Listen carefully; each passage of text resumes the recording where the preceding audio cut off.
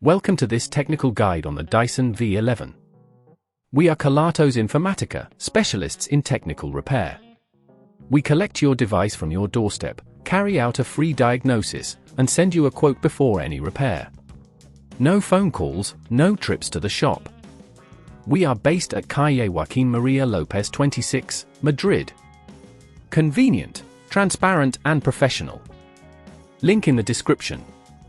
If your Dyson V11 trigger body is broken, you might find it difficult to operate your vacuum cleaner effectively.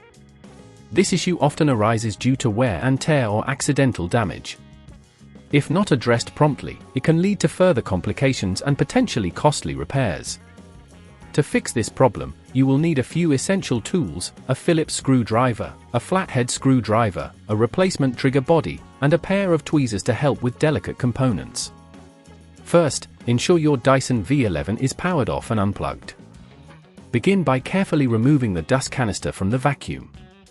Next, use the Phillips screwdriver to remove the screws on the back of the trigger assembly. Be sure to keep these screws in a safe place as you'll need them later. Once the screws are out, gently pry open the casing using the flathead screwdriver. It can be a bit tight, so take your time to avoid damaging the plastic. Now, locate the broken trigger body. You should be able to see where it has failed. Carefully detach it from the mechanism, noting how it fits in place. If at this point you feel it's getting too tricky, remember that at Kelatos we collect your device from your door and return it fully repaired. After removing the broken trigger, take your replacement trigger body and align it with the mechanism. Ensure it fits snugly before proceeding. Reattach any clips or connectors that may have been in place. Once everything is secure, return to the back of the assembly and replace the screws you removed earlier. Don't over-tighten them, as this could cause damage to the plastic casing. After securing the screws, carefully snap the casing back into place, ensuring all clips are engaged.